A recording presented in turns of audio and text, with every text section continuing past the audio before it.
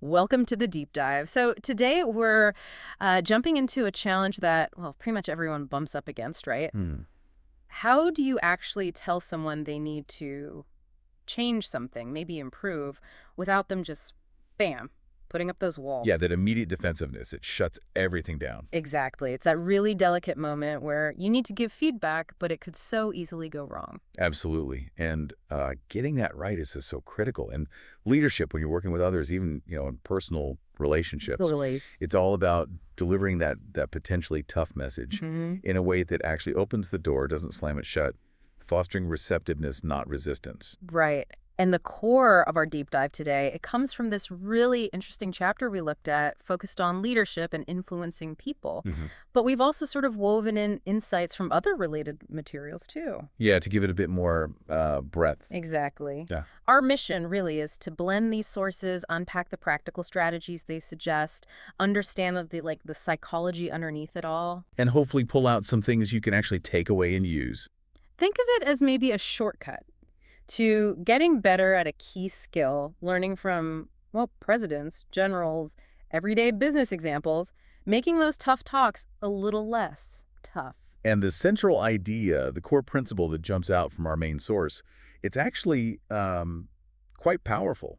It suggests a specific way to approach these conversations, a way to pave the path, if you will, before you even get to the criticism or the suggestion. Okay, how does it frame that? Basically, it says people find it much, much easier to hear unpleasant truths after they've heard something positive about themselves or their work. Ah, right. One of the sources had that analogy, didn't it? Like a dentist using Novocaine. Exactly. That's the one. The drilling, the necessary work still has to happen. The feedback still needs to be given. Right. But the Novocaine, the praise beforehand, it lessens the pain, that initial shock that makes people defensive. So you're kind of creating a bit of psychological safety first. That's a great way to put it. You lower their guard by genuinely appreciating something positive first. And that makes them way more open to hearing about what needs to change. But it has to be genuine, right? The source is stressed. Oh, absolutely crucial. This isn't about manipulation or empty flattery. That usually backfires. It has to be honest, specific appreciation. Okay, so let's look at some examples. The sources bring up some fascinating historical ones, starting with someone not exactly known for being chatty or complimentary, Calvin Coolidge. Yeah. Silent Cal. Right. Yeah, the story, as recounted in the material, goes like this. A friend was visiting the White House and apparently overheard Coolidge talking to one of his secretaries. And Coolidge apparently just comes out with, "That's a pretty dress you're wearing this morning, and you are a very attractive young woman." Well, okay, from Silent Cal, that must have been unexpected, to say the least. Totally. The account says the secretary blushed. It was apparently completely out of character. So a surprising bit of praise. Yeah. And then, And then, almost immediately after, he reportedly follows up with, "Now, don't get stuck up. I just said that to make you feel good. From now on, I wish you would be a little bit more careful with your punctuation." oof, okay, maybe not the smoothest delivery by today's standards. A bit blunt on the follow-through. Definitely blunt. Yeah. But the core principle, the sequence, is there, isn't it? Yeah, you can see it clearly. Praise first, then the correction. It sort of softens the ground, even if he stomped on it a bit afterwards. It shows the basic framework. Lead with something positive, create that opening, before you introduce the negative point. Okay, that makes sense. What's another example? The material mentioned William McKinley, too, right? During his presidential campaign in 1896. Yes, another really telling one. Huh? So a prominent Republican supporter writes this campaign speech. He's incredibly proud of it, thinks it's brilliant, and sends it to McKinley. But there's always a but in these stories. But yeah, from the campaign's viewpoint, the speech was apparently, well, a potential disaster. Politically tone-deaf, likely to cause a huge backlash. So McKinley's stuck. He can't use the speech, but he also can't afford to just, crush this important supporter's enthusiasm or make him feel terrible. Tricky. Very tricky. So how did he handle it? How did he navigate that? Well, according to the source, McKinley started with really strong validation. He praised the man's effort and the speech itself quite effusively. Oh. He apparently said something like, "My friend, that is a splendid speech, a magnificent speech. No one could have prepared a better one." Wow. Laying it on thick. And he didn't stop there. He added that it would be precisely the right thing to say for lots of other situations. Okay. So he's saying the work itself is great. You did a fantastic job. Exactly. Oh. It's just not quite right, for this specific purpose. Hmm. He shifted the focus away from the quality of the speech in isolation towards its suitability for this particular occasion and what was needed from the party's standpoint. Clever. So it wasn't your speech is bad. It was more like this tool isn't right for this specific job right now. Precisely. He framed the rejection around external needs, not internal flaws in the work itself. And did it work? What happened with the supporter? It worked beautifully. McKinley then asked the man to write a new speech, giving him some pointers on the themes needed. They actually worked on it together. McKinley helped refine it. And the result? The supporter became a really effective campaigner. McKinley got the speech he needed and nurtured a more valuable ally. All because he started with a sincere praise and careful framing. That's impressive. It really highlights how praise can pave the way for collaboration and improvement. Mm-hmm. Now, the sources also bring up what sounds like an even more high-stakes example: Abraham Lincoln, General Hooker, middle of the Civil War. Oh, yeah, this one is remarkable. April 1863. A truly dark time. The Union Army had suffered defeats, desertions were high, political infighting. Lincoln himself apparently felt they were on the edge of ruin.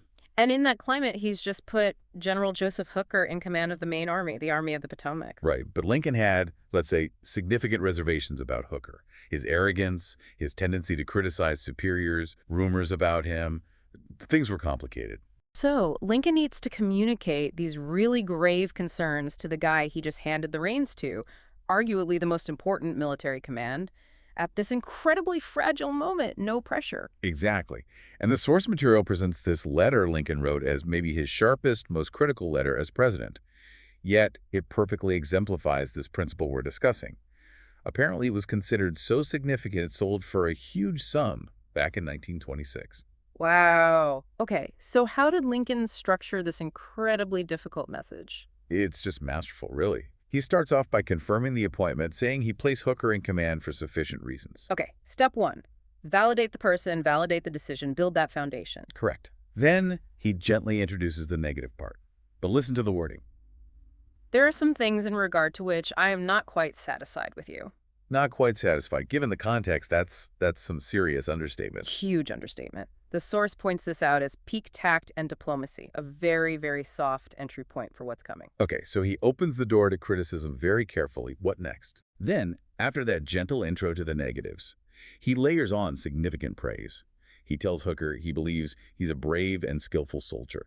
He commends him for not mixing politics with his profession. He acknowledges Hooker's self-confidence, calling it a valuable, if not an indispensable quality. So reinforcing his core strengths as a military leader before getting to the really tough stuff. Exactly. Building him up based on his recognized abilities. Only then does Lincoln tackle the major faults head-on. He criticizes Hooker directly for undermining his predecessor, General Burnside, calling it a great wrong to the country and to a most meritorious and honorable brother officer. Doesn't pull punches there. Right. The criticism is still sharp, but it lands after the validation. And then the really explosive part. The rumor that Hooker had suggested the army and government needed a dictator. Whoa, how did he handle that? He confronts it directly, says he heard about it, and then drops this line. He gave Hooker command in spite of hearing that remark. Wow. I know about this potentially treasonous idea you floated, and I still chose you. That is, walking a tightrope. An incredibly fine line. And then he immediately pivots that potential negative Hooker's ambition, maybe even his dictatorial comment, into a challenge linked to success. He tells him essentially, only generals who win can even think about being dictators. So go win, give me military success, and I will risk the dictatorship. That's brilliant. He basically harnesses Hooker's own ambition, maybe even his flaws, and points it towards the Union cause. You want power, win battles first. Precisely. Turning a weakness into a condition for achieving the goal. He also warns Hooker, saying, look, that tendency you fostered, criticizing commanders, that could bite you now. Uh-oh. Highlighting a potential pitfall of Hooker's own making. But then, crucially, he immediately offers his support. I shall assist you as far as I can to put it down. So identifies a risk, but frames it as something they can tackle together. Partnership, not just blame. Yes. And the letter ends with a clear command, but again, framed within that mission focus. Beware of rashness, but go forward with energy and sleepless vigilance, and give us victories. The sources really emphasize how Lincoln masterfully wove together honest praise with incredibly severe criticism, making the whole thing acceptable by grounding it in Hooker's strengths and the absolute necessity of winning the war. Those are just incredible examples. Presidents, generals, huge historical stakes. But okay, does this stuff actually work, down here on Earth, in regular business, in our daily lives? Absolutely. The sources provide modern examples too, showing the principle holds up. There's one about a guy named W.P. Gaw from an engineering company. His company was building a large office building, and a subcontractor making ornamental bronze was massively behind schedule, holding everything up, costing serious money and penalties. And attempts to fix it hadn't worked. Nope. Apparently, phone calls, arguments, pressure, nothing had gotten results. So Gaw was sent to New York, basically, to sort this guy out and get the bronze delivered. Okay, so he walks in, ready for a confrontation. Not at all. He took a completely different approach, based entirely on this principle of building rapport first through genuine appreciation. How did he do that? Well, first, he'd looked the subcontractor up in the phone book and noticed he had an unusual name. So he started by asking if he was the only person with that name in Brooklyn. Huh. Finding a unique point. Something personal. Yeah, it apparently sparked the man's pride in his name and ancestry. Then Gaw complimented the factory, how big it was, how clean, how well organized. He even said it was better than some competitors he'd seen. So focusing on the physical setup, the guy's domain. Exactly. Then he showed real interest in the manufacturing process, the machines, especially some the subcontractor had invented himself. He let the guy explain it all, show off his innovations, really validated his expertise. So spending time acknowledging the man's skill, his business, his pride. Right. They even went to lunch together. And here's the kicker from the account. Gaw didn't say a single word about the delayed bronze order until after lunch. He just focused entirely on building that positive connection first. Amazing restraint. And guess what happened? Let me guess. The subcontractor brought it up himself. Bingo. After lunch, feeling appreciated and respected, the subcontractor himself raised the issue of Gaw's order. He volunteered to prioritize it, saying something like he'd make sure it shipped promptly, even if other orders have to be delayed. Without even being directly asked or pressured at that point. Exactly. The material arrived, the building finished on time. Gaw achieved his mission not through demands or threats, but through genuine appreciation and building goodwill. The difficult conversation he anticipated just wasn't needed. That's a fantastic example. Sometimes building that positive relationship actually motivates the other person to solve the problem for you. It can absolutely shift the dynamic. There's one more quick one from a credit union manager, Dorothy Wrublewski. She had a new teller trainee, great with customers during the day, fast, accurate with transactions. Okay, sounds good so far. What was the issue? Big problems balancing her cash drawer at the end of the day. She was slow, struggling, holding everyone else up. The head teller apparently wanted her fired. Oh, dear. So how did Wrublewski handle it? Did she start listing the errors? No. She observed first, confirmed the trainee was excellent during the day. Then she spoke to her privately after closing when the trainee was clearly nervous about the balancing task. And she started with? She started by praising what the trainee did well, her great customer interaction, her speed and accuracy with the transactions during the day. She explicitly told her she had confidence in her overall abilities. Ah, leading with the strengths again. Building her up first. Precisely. Then, after expressing that confidence, she suggested they review the balancing procedure together. Framing it as coaching, teamwork, not just pointing out failure. Exactly. And the result. Once the trainee felt that support and confidence from her manager, she apparently picked up the balancing procedure easily and mastered it quickly. No more problems. Because the initial approach made her receptive instead of defensive and anxious. That seems to be the key takeaway. Focusing on the positives first, showing belief, created an environment where the coaching on the weakness could actually land effectively. So all these examples, they really hammer home this core idea, don't they? They really do. And the sources make it explicit. They boil it down to principle 1. Begin with praise and honest appreciation. That's the fundamental starting point they advocate for. It's about preparing the ground, building that goodwill. Making the listener psychologically ready to hear what comes next. Even if it's difficult, it dramatically increases the chances they'll accept the criticism or suggestion constructively. And, thinking of the psychology, other materials we looked at kind of back this up, right? It's not just about being nice. No, there's real science there.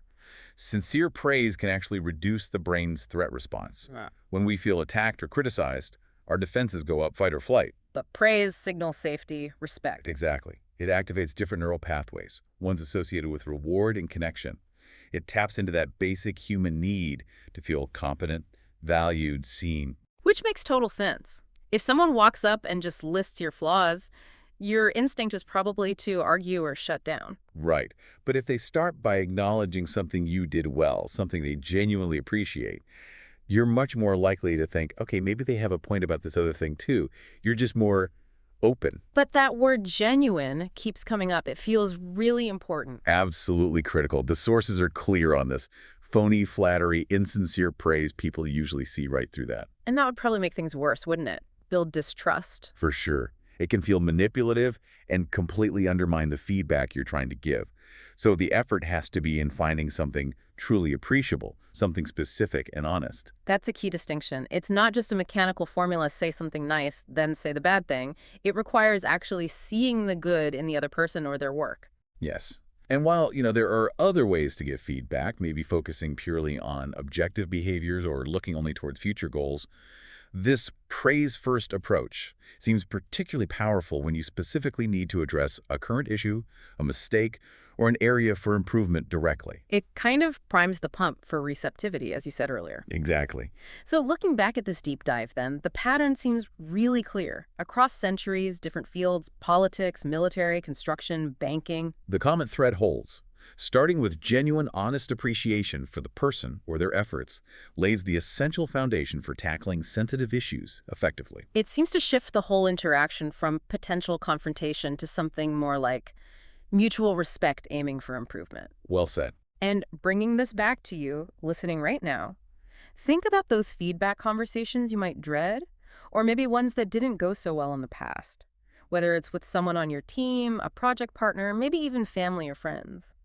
Consciously taking a moment to find something genuine to praise first, it could really change the whole vibe of the conversation, couldn't it? It absolutely could. It shows you're seeing the whole picture, not just zooming in on the problem. It respects the person. And it requires a bit of a mental shift from us, doesn't it? To consciously look for the positive before addressing the negative? It does, focusing on existing strengths before highlighting deficits. So maybe here's a final thought to mull over. If the way we start these conversations just leading with sincere appreciation can make such a huge difference, turning potential resentment into willing cooperation, how much positive change, how much potential are we maybe missing out on in our teams, our projects, our relationships, just by defaulting to pointing out the problems first? Yeah. What might shift if finding something honest to appreciate before discussing the fix became our standard practice, not the exception? Something definitely worth thinking about. Indeed. Thanks for joining this deep dive.